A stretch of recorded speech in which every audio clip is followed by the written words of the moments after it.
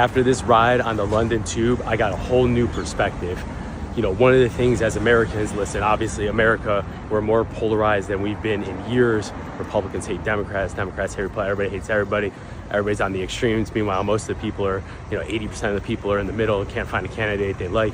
Say what you want about Trump. You all know I voted for Biden, I voted for Harris. I gotta be honest with you, I'm making the swing fast. There's a lot of things going on in the world, a lot of things that I'm seeing in Europe, a lot of things that I'm seeing in London. Strike up a nice conversation with a good guy in London. He's talking, he's like, listen, there's a lot of the British people, a lot of people in London, for all his shortcomings, they want Trump here because the crime is out of control, immigration is out of control. Say what you want. My Democratic friends, liberals, people on the left, listen, man, we're either gonna have laws or we're not. Break the law, go to jail. You wanna play by the rules, you wanna play by the laws, you should be good. If you don't, there should be consequences. Hits. A Democrat's awakening in London. Sometimes a shift in political thinking doesn't come from reading an article or watching a debate. It comes from walking the streets of another country and seeing the consequences of policy with your own eyes. That is exactly what happened to one self-described Democrat voter who recently shared how a trip to London completely changed his perspective on politics and on Donald Trump. According to the man in the video, he voted for Joe Biden and Kamala Harris in the last election. At the time, he believed he was voting for stability and competence.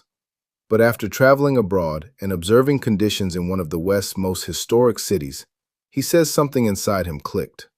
Reality has a way of doing that. When travel becomes education. During his time in London, the man began speaking with locals about daily life in the city. What he heard repeatedly shocked him. Residents warned him not to wear a watch in public. They told him not to hold his phone out while walking. Why? Because thieves on electric bikes frequently ride past pedestrians and snatch phones or jewelry right out of their hands before disappearing into traffic. This wasn't rare crime.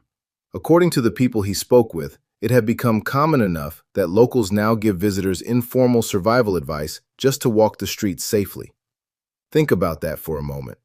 London, one of the historic capitals of Western civilization, is now a place where people casually warn tourists to hide their watches and phones.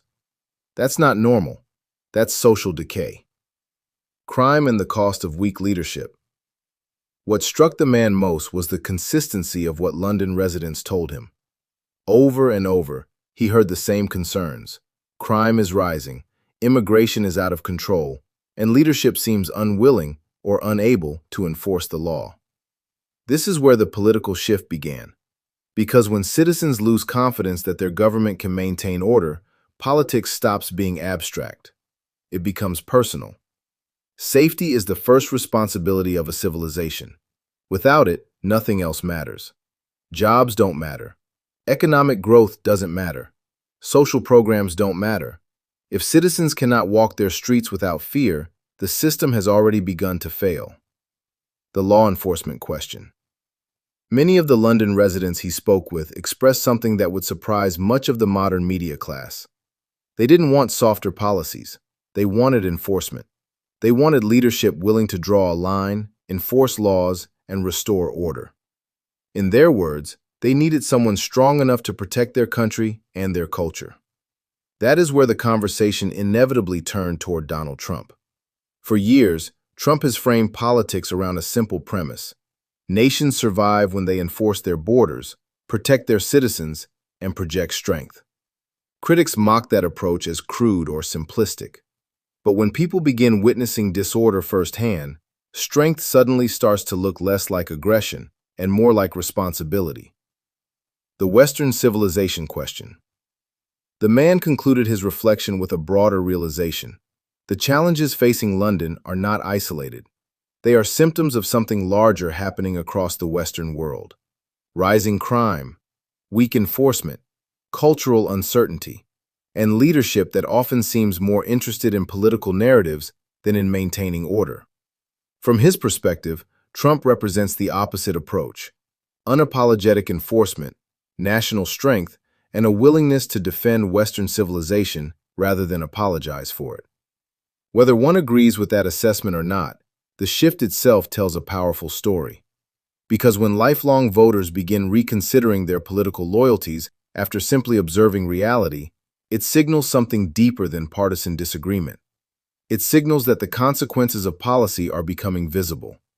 And once people see the consequences clearly, it becomes very difficult to unsee them. Political narratives may change, but reality always wins in the end.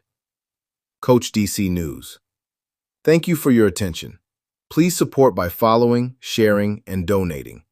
Knowledge is the best way. Every single person has told me, don't walk with your phone out. Don't wear a watch in Mayfair. Don't do it. Even right now, I'm about to turn a corner on a street. I got to worry about holding my phone because some moron might come by on an e-bike, try and grab it. Obviously, I'll run his ass down. You know this. But what's going on across the world is a real problem. The crime rates in these places are unnecessary. They're making our favorite big cities unsafe. It's pushing out good quality people. It's attracting bad quality people. And it is not a good quality of life for anybody. Low income, high income, black, white, purple, tall, fat, skinny, you know me, I don't care. Everybody should have a good quality of life. Everybody should be entitled to their safety. I also think everybody should have good education and healthcare. It's a separate conversation. But what's going on here, I just thought it was super interesting to have a conversation with a nice, level-headed, normal guy on the tube, or as we call it, the subway, where in that case, he was saying a lot of British people, you know, again, for the issues that they have with Trump, they want him here. They want that sort of enforcement. They want someone that comes in and says, this is the law. You either follow the law or get out or go to jail. And that should be it. Because what Trump said the other day at the UN and what I'm experiencing here in London, it doesn't seem to matter what side of the aisle you're on in London.